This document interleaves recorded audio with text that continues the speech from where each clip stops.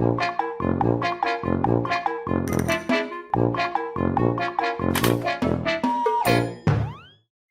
significado do termo raça variou bastante ao longo do tempo.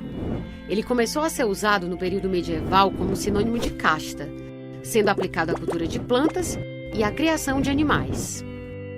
No fim da Idade Média, em países como Itália e França, seu sentido passou a ser o de linhagem nobre. Durante os embates entre cristãos e muçulmanos na Península Ibérica, a palavra raça assumiu um sentido étnico, inicialmente aplicada aos descendentes de judeus e de muçulmanos e depois usada para nativos africanos e americanos.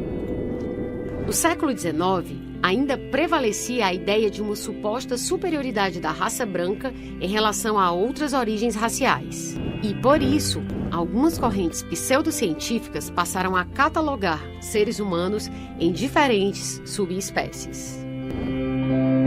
No século XX, entretanto, a antropologia e a biologia demonstraram não haver qualquer base científica que justificasse a divisão da espécie humana em raças.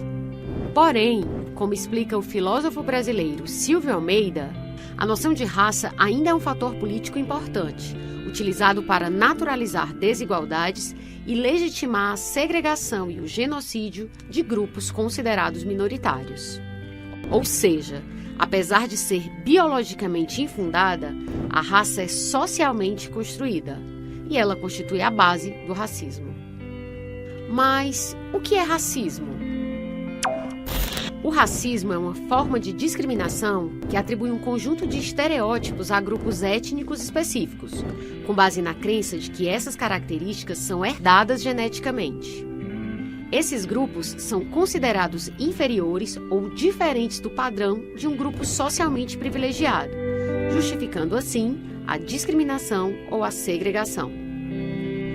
Mas apenas o preconceito com base na ascendência étnica não é sinônimo de racismo, porque este exige necessariamente a presença de ações discriminatórias, como desvantagens ou privilégios. Por exemplo, se alguém acha que todas as pessoas de uma determinada nacionalidade são preguiçosas, isso é preconceito. Porém, se as pessoas com essa origem forem proibidas de trabalhar em um local por conta da sua nacionalidade, aí sim se trata de racismo. No Brasil, o racismo possui raízes muito profundas.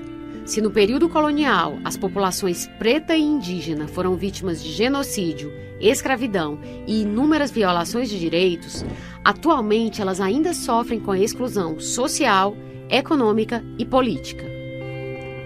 Porém, nas últimas décadas, algumas iniciativas foram tomadas para enfrentar o problema, como a adoção de cotas raciais nas universidades e em concursos públicos, a criação de leis que criminalizam o racismo e programas governamentais que promovem a igualdade racial. Apesar disso, ainda estamos muito longe de ser uma sociedade igualitária. E exatamente por isso, vale lembrar as palavras do filósofo camaronês Achille Mbembe. Uma vez que não eliminamos o racismo na vida e na imaginação do nosso tempo, é preciso continuar a lutar por um mundo para lá das raças.